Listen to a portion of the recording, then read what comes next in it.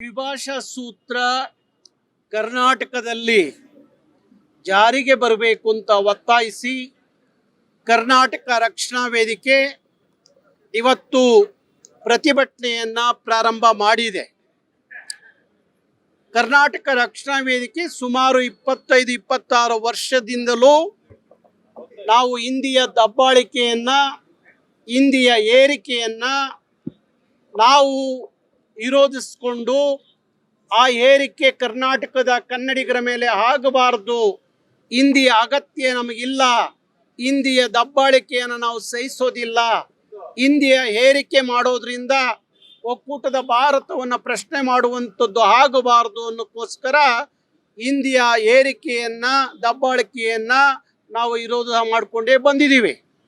ಇವತ್ತು ದ್ವಿಭಾಷಾ ಸೂತ್ರ ನಮಗೆ ಬೇಕು ಅಂತ ಯಾಕೆ ನಾವು ಒತ್ತಾಯ ಮಾಡ್ತಾ ಇದ್ದೀವಿ ಅಂದರೆ, ಇವತ್ತು ಹಿಂದಿಯ ಏರಿಕೆಯಿಂದಾಗಿ ವರ್ಷಕ್ಕೆ ಲಕ್ಷಾಂತರ ಈ ನೆಲದ ಮಕ್ಕಳು ಹಿಂದಿಯ ಒತ್ತಡದಿಂದಾಗಿ ಇವತ್ತು ಫೇಲ್ ಆಗಿ ಅವರ ಭವಿಷ್ಯ ಹಾಳಾಗ್ತಾ ಇದೆ.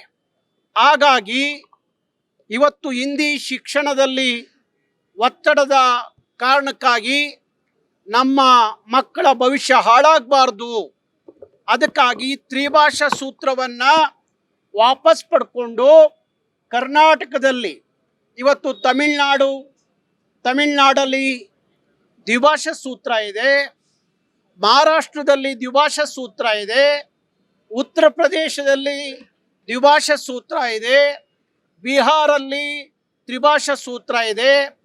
ಎಲ್ಲ ಕಡೆ ದ್ವಿಭಾಷಾ ಸೂತ್ರ ಇರುವಾಗ ಕರ್ನಾಟಕದಲ್ಲಿ ಯಾಕೆ ತ್ರಿಭಾಷಾ ಸೂತ್ರ? ನಾವು ಅದನ್ನು ಒಪ್ಕೋಬೇಕು. ಇವತ್ತು ಹಿಂದಿಯ ಏರಿಕೆ ದಬ್ಬಾಳಿಕೆಯಿಂದಾಗಿ ನಮ್ಮ ಭಾಷೆಯ ಮೇಲೆ, ನಮ್ಮ ಮಕ್ಕಳ ಶಿಕ್ಷಣದ ಮೇಲೆ ಭಾರಿ ದೊಡ್ಡ ಒತ್ತಡವನ್ನು ಆಗೋ ಕಾರಣ ನಮ್ಮ ಮಕ್ಕಳ ಭವಿಷ್ಯ ಭಾರಿ ಕಷ್ಟ ಆಗ್ತಾ ಇದೆ. ಅದಕ್ಕಾಗಿ ತ್ರಿಭಾಷಾ ನೀತಿಯನ್ನು ಕೇಂದ್ರ ಕೈಬಿಟ್ಟು ದ್ವಿಭಾಷಾ ಸೂತ್ರವನ್ನು ಜಾರಿಗೆ ತರಬೇಕು ಅಂತ ಒತ್ತಾಯಿಸಿ ಕರ್ನಾಟಕ ರಕ್ಷಣಾ ವೇದಿಕೆ ಹೋರಾಟ ಮಾಡ್ತಾ ಇದೆ. 1968ರಲ್ಲಿ ತಮಿಳುನಾಡಿನಲ್ಲಿ ತಮಿಳರು ಅವತ್ತು ಹಿಂದಿಯ ಏರಿಕೆಯನ್ನು ವಿರೋಧಿಸಿ ಭಾರಿ ಭುಗಿಲೆದ್ದ ಕಾರಣ ಇವತ್ತು ತಮಿಳುನಾಡಲ್ಲಿ 68ರಲ್ಲೇ ದ್ವಿಭಾಷಾ ಸೂತ್ರ ಜಾರಿಗೆ ಬಂದಂಥದ್ದು.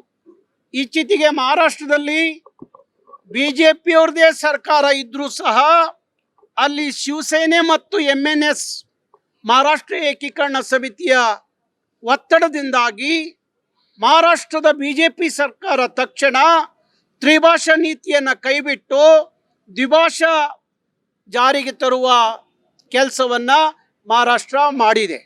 ಹಾಗಾಗಿ ಇವತ್ತು ಕರ್ನಾಟಕ ಸರ್ಕಾರಕ್ಕೆ ನಾವು ಒತ್ತಡವನ್ನು ಹಾಕ್ತಾ ಇದ್ದೀವಿ. ಮಾನ್ಯ ಮುಖ್ಯಮಂತ್ರಿಗಳ ಮೇಲೆ ನಾವು ಒತ್ತಡವನ್ನು ಹಾಕ್ತಾ ಇದ್ದೀವಿ.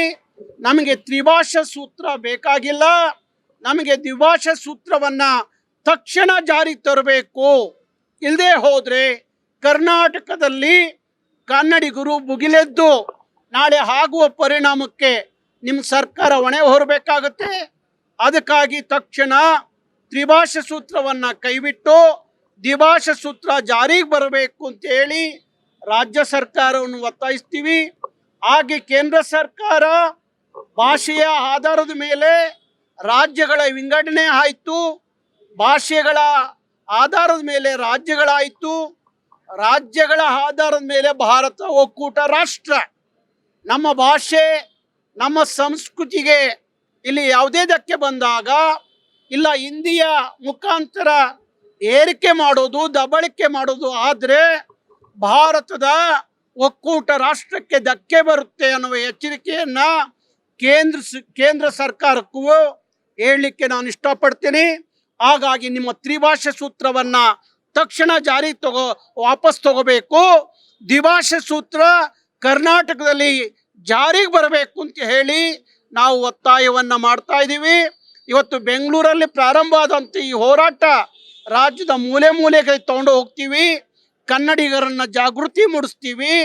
ದ್ವಿಭಾಷಾ ಜಾರಿಗೆ ಬರೋವರೆಗೂ ಕರ್ನಾಟಕ ರಕ್ಷಣಾ ವೇದಿಕೆ ಈ ಹೋರಾಟವನ್ನ ಮುಂದುವರಿಸ್ತೀವಿ ಅಂತ ಹೇಳಿ ಕೇಂದ್ರ ಮತ್ತು ರಾಜ್ಯ ಸರ್ಕಾರಕ್ಕೆ ಎಚ್ಚರಿಕೆಯನ್ನ ಕೊಡ್ತಾ ಇದ್ದೀವಿ. ನಾನು 86 kg ಇದ್ದವಳು 71 kg ಬಂದಿದ್ದೀನಿ. ವಯಸ್ಸಾದ್ಮೇಲೆ ಸ್ಮಾರ್ಟ್ ಆಗಿ ಕಾಣ್ತೀರಾ ಅಂದ್ರೆ ಜಿನ್ನಿ. 126 kg ವೇಟ್ ಇದ್ದು ನಾವು ಈಗ 114 kg ಲೆಕ್ಕ ಬಂದಿದ್ದೀವಿ. ಯಾವುದೇ ಸೈಡ್ ಎಫೆಕ್ಟ್ ಆಗಿಲ್ಲ ನಮಗೆ. 84ರಿಂದ 50 kg ಬಂದೆ, ಆಮೇಲೂ ಸಣ್ಣಗೆ ಫಿಟ್ ಆಗಿದ್ದೀನಿ. ಅದಕ್ಕೆ ನಾನು ಯೂಸ್ ಮಾಡ್ತಾ ಇರೋದು ಜೀನಿ ಸ್ಲಿಮ್.